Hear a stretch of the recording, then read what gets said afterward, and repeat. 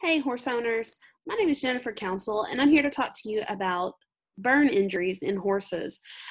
Something we see kind of often in veterinary medicine are accidental injuries in animals, especially horses. They're very much known for getting into trouble, even when there's nothing really around to be found.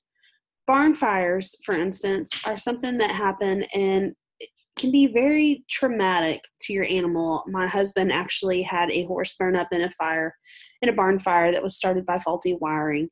So it is definitely a concern and it is oftentimes fatal. So here are some tips to watch out for when taking care of your animals, things to look for out in the barn, and other injuries that could be caused not just by fires, but other kinds of thermal burns. Barn fires, of course, are very common. There's a lot of sources in the barn: hay, feed, electrical wiring. Sometimes twine from hay bales can also be a source of fire. Wildfires, as in some areas such as California, occurs quite often, can be very detrimental. Even if the fire does not touch the animal, they can die from just smoke inhalation. Electrocution, we have had this happen before in our clinic, where a horse was chewing on the wires and electrocuted himself. Chemical burns are also, they're not very common, but they can happen. Make sure that any kind of chemicals in the barn or paddock area are sealed tight, and maybe house them in a different room or in a completely different shed, somewhere out of the way that they cannot get into it, and there's no chance of it possibly spilling on their skin. Sunburns, those we oftentimes don't think about that being a burn, but if you think about it, and you're in the summer, you're not wearing sunscreen, your skin burns, it blisters, it peels, and it hurts. The same thing can happen to horses.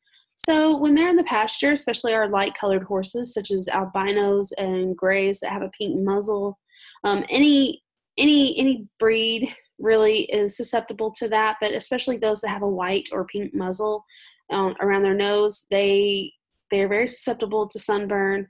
A safe sunscreen, one that you could use for dogs, would be safe for horses. Try to minimize any zinc that's in it, and that will help protect them from that. And also, it's very important that if they do get sunburnt or get burns, period, anywhere on their body for any reason, to not pop the blisters that may pop up. These actually help prevent the bacteria from invading the area, because what happens is when the skin is damaged, the skin is our natural barrier to protect us from getting bacteria into our bodies. And when the skin is damaged, it can no longer do that. So it's really important that we leave those blisters alone, because once we open them up for infection. Okay? Let the veterinarian do that as needed, and make sure you consult with them very quickly if you should suspect that something like this has happened to your animal. There are different types of burns, and they range from first degree to fourth degree. First degree burns are very minimal. Typically, these are little sunburns that happen along the muzzle and other areas of where there's not a whole lot of skin or not a whole lot of pigment.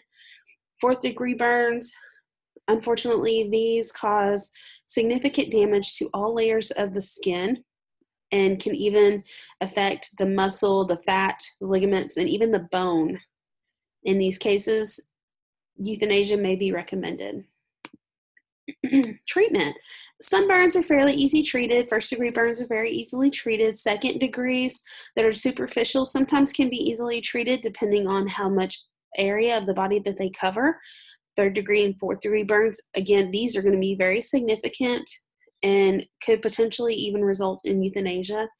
If a burn covers 30 to 50% of the body, the recommendation is euthanasia. Otherwise, fluids can be warranted, an application of antibiotic ointments and salves, potentially hydrotherapy depending on the area and how badly it is affected and how much the horse can tolerate at this point, because it is very, very painful. They get topical antibiotics, but systemic antibiotics really are not very effective because they cannot reach that area because of the poor circulation due to the burn.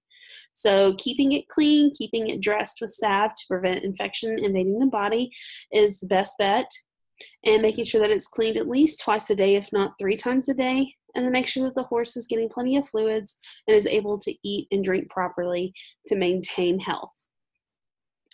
things to look out for in the barn.